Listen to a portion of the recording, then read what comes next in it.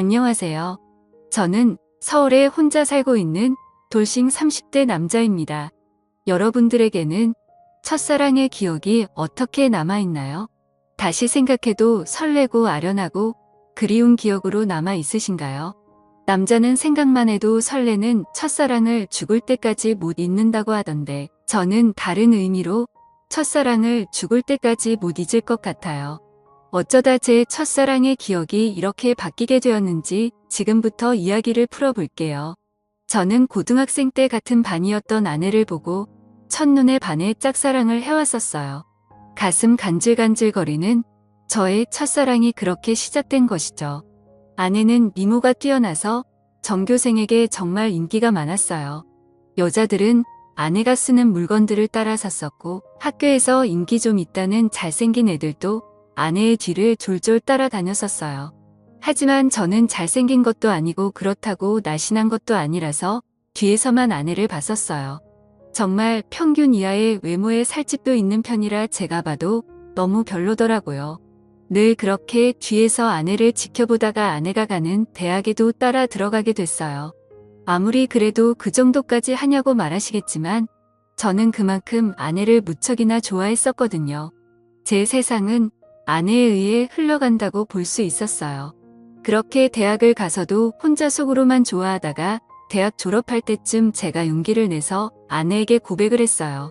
현이야, 친하지도 않은 내가 이렇게 불러내서 당황했지. 졸업하기 전엔 꼭 너한테 하고 싶은 말이 있어서 불렀어. 나 너 좋아해, 현이야.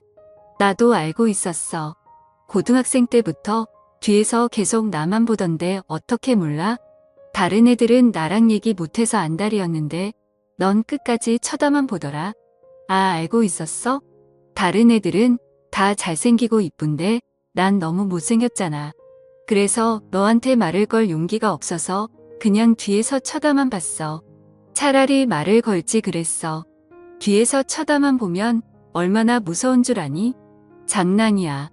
오히려 다른 애들과는 다르게 특이해서 자꾸 눈길이 가더라고. 아, 그랬어?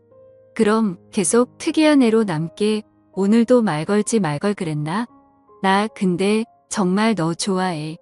대학까지 따라올 만큼 진짜 진심으로 좋아해. 대학까지 따라온 거야. 내가 뭐라고 이렇게 좋아해 주는 거야. 나 정말 별거 아닌 사람인데. 아니야, 너만 보고 있으면 주변이 환해지고 너가 웃을 때마다 내가 행복해지는 걸. 이젠 졸업 앞두고 마지막이라고 생각하고 말한 거야. 부담 가지지 마. 대답 안 해줘도 돼. 왜? 난 대답하고 싶은데. 원래 고백은 대답 들으려고 하는 거 아닌가? 나는 좋아. 우리 한번 만나보자. 아직 어리니까 가볍게 만나보고 아니면 그때 헤어지면 되지. 저는 인생은 믿져봐야 본전이라는 생각에 당연히 찰 것이라고 예상하고 고백한 것인데 예상 밖으로 아내는 활짝 웃으면서 저를 받아주더라고요. 그렇게 저희는 얼떨결에 연애를 하게 되었어요. 남들과 똑같이 데이트도 하고 사랑을 나누었죠. 아내 주변에서는 도대체 저를 왜 만나냐고 했었는데 그냥 웃기만 하더라고요.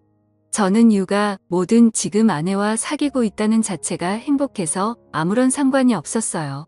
그리고 졸업을 하고 저는 운 좋게 대기업에 취업을 하게 되었어요. 아내도 대기업에 계속 이력서를 넣어보는데 서류 전형은 대부분 합격을 하는데 저보다 자격증이 많이 부족해서 그런지 최종 면접에서 항상 떨어지더라고요. 결국은 대기업은 포기하고 중소기업에 취직을 하게 되었죠. 위로가 전혀 안 되겠지만 그래도 아내에게 취직 축하한다고 맛있는 것도 사주고 아내가 평소 갖고 싶어 했던 지갑도 축하 선물로 사줬습니다. 아내는 저의 응원을 받고 힘을 내서 열심히 회사를 다녔어요. 제가 어느 정도 직급이 올라갔을 때 아내에게 결혼을 하자고 했어요. 아내는 망설임도 없이 단칼에 제 청혼을 거절하더라고요. 아직 직장이 변변치 못하다면서 자신이 당당해질 수 있을 때 결혼을 하고 싶다고 했었어요. 아무것도 없는 나랑 결혼하고 싶다고 해줘서 너무 고마운데 아직 내가 직장이 변변치 않아서 지금 결혼하기엔 너무 미안해. 그럼 내가 싫어서 거절하는 게 아니라 직장 때문에 거절하는 거야. 직장이 무슨 상관이야. 우리 둘이 잘 살면 되는 거지. 그래도 직장이 좋아야 월급도 많이 받고 우리가 걱정 없이 살 거 아니야. 너 월급에 비하면 내 월급은 너무 작잖아. 나는 내가 내 앞에서 당당해질 수 있을 때 결혼하고 싶어. 그래도 너가 안 버는 것보단 낫지. 우리 둘이 같이 벌면 괜찮아. 그리고 나 혼자 벌어도 너 하나쯤은 먹여 살릴 수 있어. 아내가 저보다 못한 직장에 다닌다고 스트레스 받는 것 같아서 괜찮다고 다독여줬어요. 아내는 제가 대기업에 다니니까 확실히 제 월급이 자신 월급보다 많다는 것을 알았지만 정확히 얼마나 되는지 모르는 상태였거든요. 그래서 저는 아내에게 이 정도의 월급을 받고 있으니 결혼해도 문제가 없다고 설득했죠.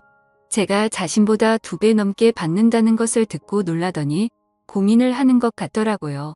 계속되는 저의 설득 끝에 아내는 긍정적으로 생각이 바뀐 것인지 제 청혼을 받아주었어요. 제가 이렇게 결혼을 서두르게 된 이유는 회사에서도 아내가 인기가 많은 것 같더라고요. 아내가 종종 회사에서 치근덕거리는 남직원이 있다고 얘기를 꺼낼 때마다 다른 남자들이 더 이상 치근덕거리지 않게 얼른 결혼을 해야겠다는 마음을 먹게 됐죠. 저는 그렇게 힘들게 아내와 결혼하는 데 성공했습니다. 저희는 결혼한 지 2년이 지났는데도 자식 없이 여전히 둘이서 신혼생활을 보내고 있어요. 사실 아무리 노력을 해도 아이가 저에게 찾아올 생각을 하지 않더라고요.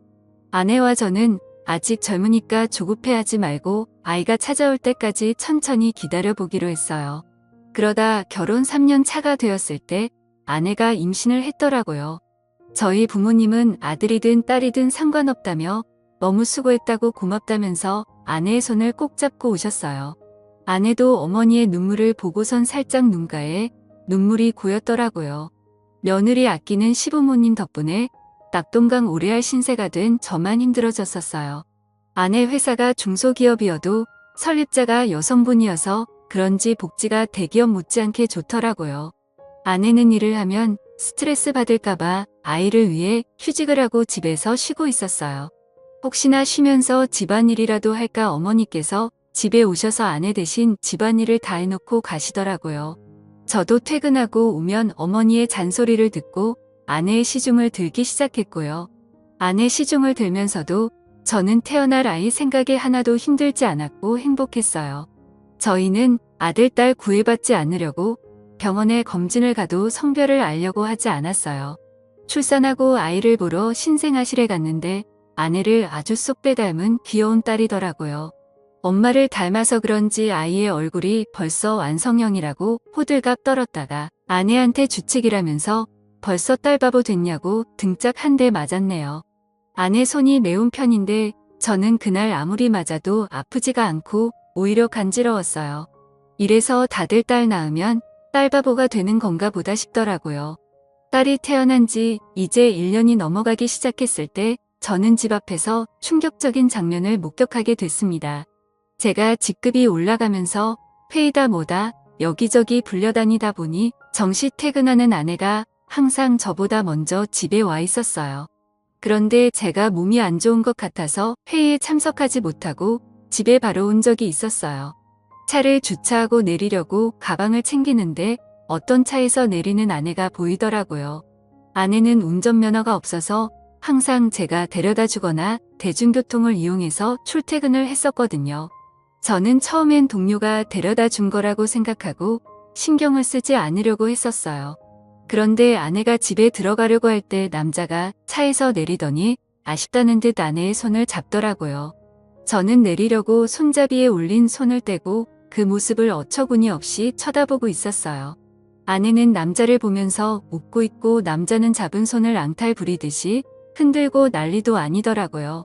다른 사람이 보면 그 둘이 부부인 줄 알겠더라고요. 하필이면 제 차가 입구 정면에 주차하고 있어서 제 블랙박스에 그 장면이 그대로 다 찍혔었어요. 저는 차 안에서 나오지 않고 아내가 들어간 후에도 그 장면만 계속 돌려보고 있었어요.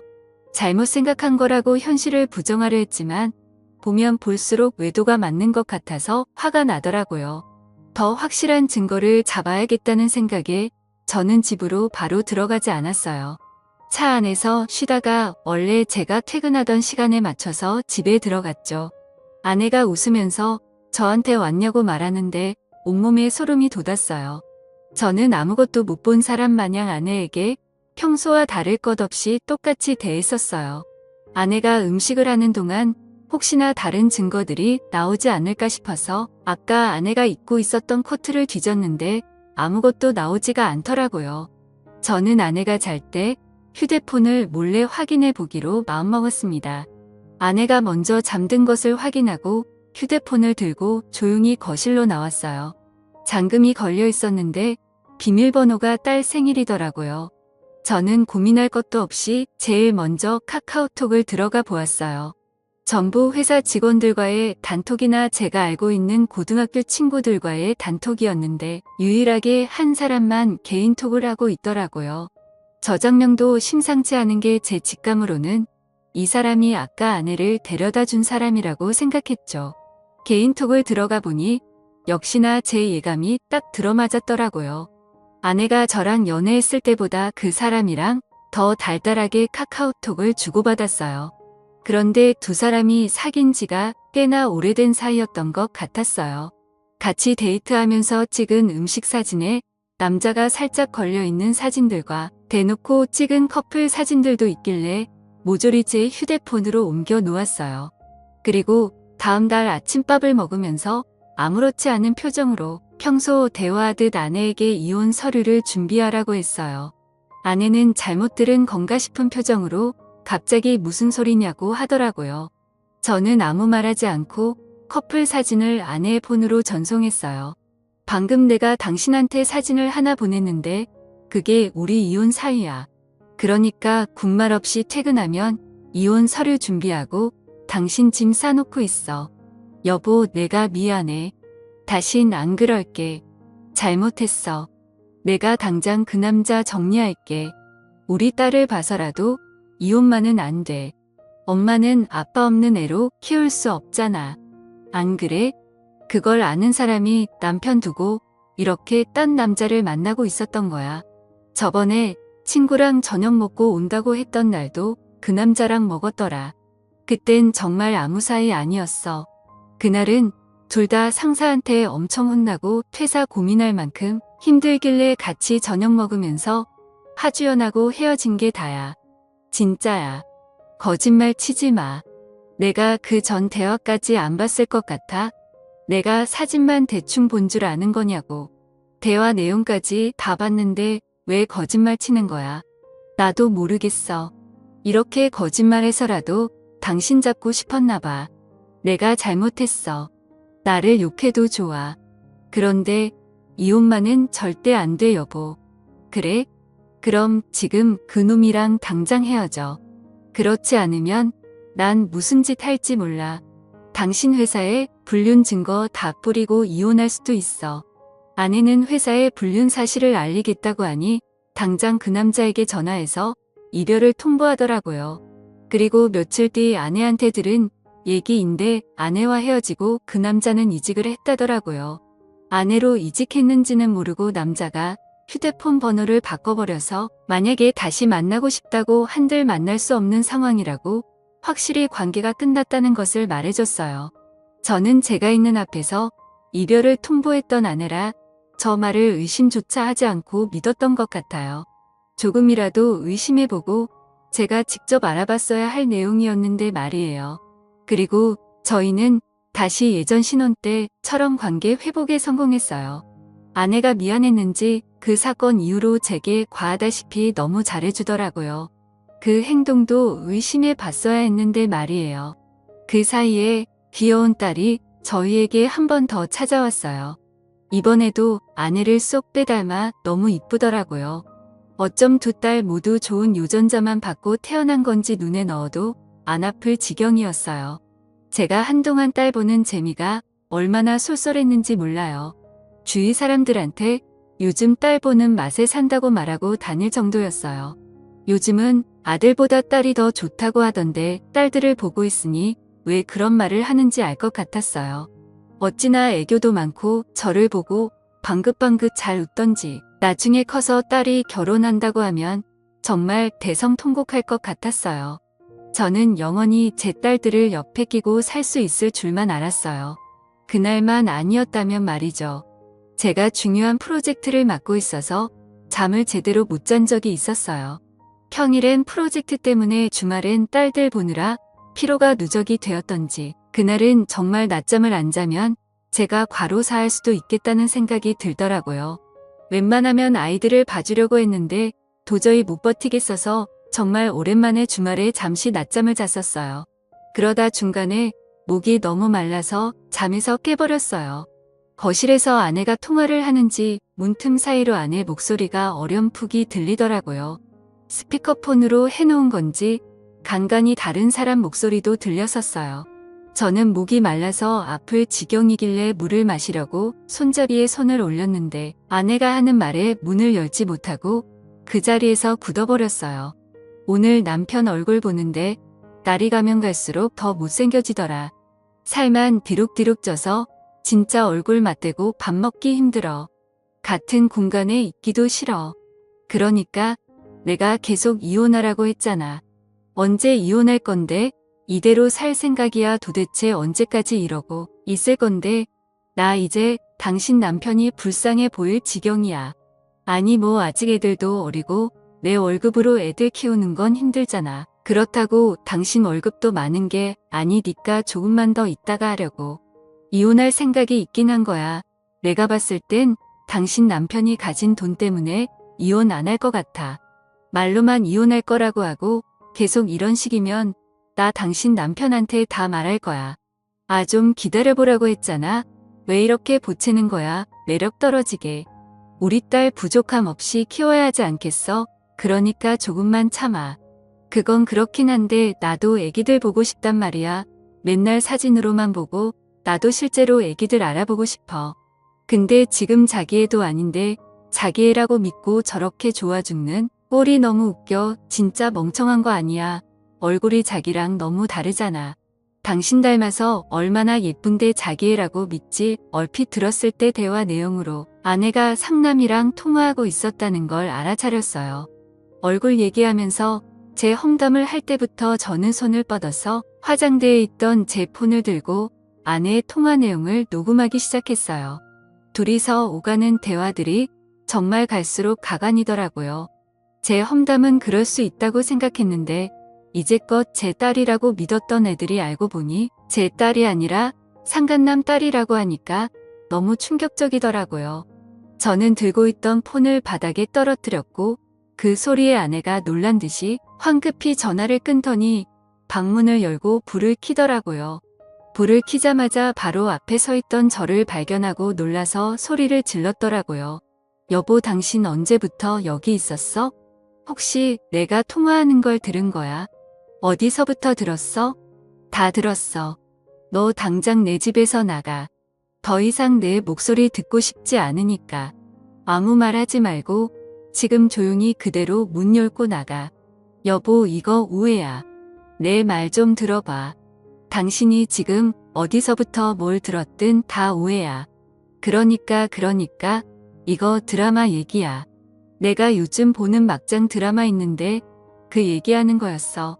내가 방금 분명히 당신 목소리 듣고 싶지 않다고 말했을 텐데 나가 안 나가 못 나가겠으면 내가 나가게 만들어줘. 아이들 데리고 당장 나가. 여보, 내가 정말 미안해. 나 여기서 절대 못 나가. 한 발자국도 안 나갈 거야. 여기서 나가면 정말 갈 곳이 없어. 그러니까 제발 한 번만 봐줘. 괜히 입만 아프게 더 말할 필요 없고 여기 있는 물건들 다 내 돈으로 산 거니까 그대로 두고 귀찮게 짐 쌀 필요 없이 문만 나가면 되겠네. 아이들 데리고 나가. 아내는 계속 나갈 수 없다면서 제 바지가랑이를 잡고 늘어지더라고요.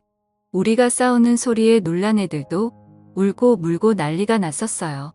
제 애가 아니라는 말을 들으니 더 이상 애들이 울든 말든 달래주고 싶지가 않았어요.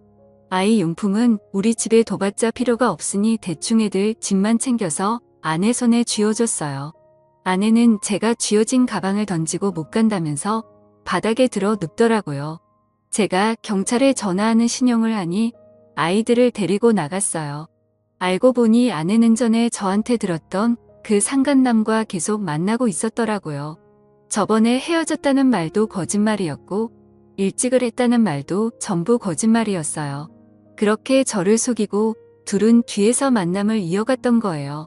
아내의 자식이라고 믿었던 딸들도 그 남자와 아내 사이에서 낳은 딸들이었던 거죠. 지금까지 저와 자신 사이에 아이를 낳고 싶지 않아서 피임약을 복용하고 있었더라고요. 아내는 상간남이 가진 게 쥐뿔도 없었는데 단지 얼굴 하나만 보고 만난 것이었어요. 저랑은 그저 돈을 많이 버니까 돈 때문에 계속 만나다가 결혼까지 하게 된 것이었죠. 아내는 모든 사실을 알고 바로 변호사 선임해서 이혼소송과 상간남 소송을 했어요. 아내와 상간남은 제게 당장 줄 돈이 없다고 미안하다고 빌더라고요. 여보, 내가 잘못했어. 당신이 이혼하라면 이혼해 줄게. 우리 소송까지는 하지 말자. 그래도 같이 살아온 세월이 있는데 합의 이혼으로 끝내면 안 될까. 정말 죄송합니다. 용서받지 못할 짓 한 거 알아요. 그치만 소송만은 하지 말아주세요. 모아둔 돈도 없어서 당장 위자료 줄 돈이 없어요. 이렇게 부탁드립니다. 이렇게 될 거라고 예상을 못했나 봐요. 제가 저번에도 용서하고 넘어가 주니까 이번에도 사과하면 그냥 넘어갈 줄 알았어요. 저 절대 고소 취할 생각 없습니다. 아내가 외도한 게 이번이 처음이도 아니고 심지어 똑같은 남자랑 다시 외도를 했는데 저는 너무 괘씸해서 그 둘을 선처해 줄 마음이 전혀 없었어요. 결국 둘은 저한테 줄 위자료가 없어서 사채까지 써서 줬더라고요. 매달 정확하게 들어오는 월급 받고 사채를 쓴 모양인데 제가 가만히 있을 리 없었죠. 저는 불륜 증거들을 아내 회사에 뿌리기 시작했어요. 회사 내 커뮤니티에 익명으로 녹음본과 함께 글도 올렸고 팩스로 커플 사진들도 보내고 제가 할 수 있는 건 다 했었어요. 결국 아내와 상간남은 회사에서 질타를 받으며 그대로 쫓겨났습니다. 그리고 현재까지도 빚쟁이들을 피해 도망다니고 있는 것 같더라고요. 그러게 처음 제가 용서하고 넘어가 줬을 때 정신을 차렸어야 했는데 자기 발등 자기가 찍는 짓을 왜 안 하십니까? 저는 정말 죽을 때까지도 이 일을 절대 못 잊을 것 같아요. 다시는 결혼할 생각도 그렇다고 연애를 할 생각도 전혀 없어요. 저는 이렇게 혼자서 걱정 없이 사는 것도 괜찮을 것 같다는 생각을 해요. 오히려 부양할 가족이 없으니 마음이 더 편해졌어요. 저희 어머니는 아직도 집사람이 바람펴서 유인한 줄 모르고 계세요. 나이도 많으신데 혹시나 충격에 쓰러지실까봐 영원히 제 가슴에 맞묻어 두려고 합니다. 여러분들은 첫사랑의 기억이 꼭 이쁘게 남아있었으면 좋겠네요. 지금까지 제 이야기 들어주신 모든 분들께 감사합니다. 모두 가족들과 행복하고 따뜻한 겨울 보내시길 바랍니다.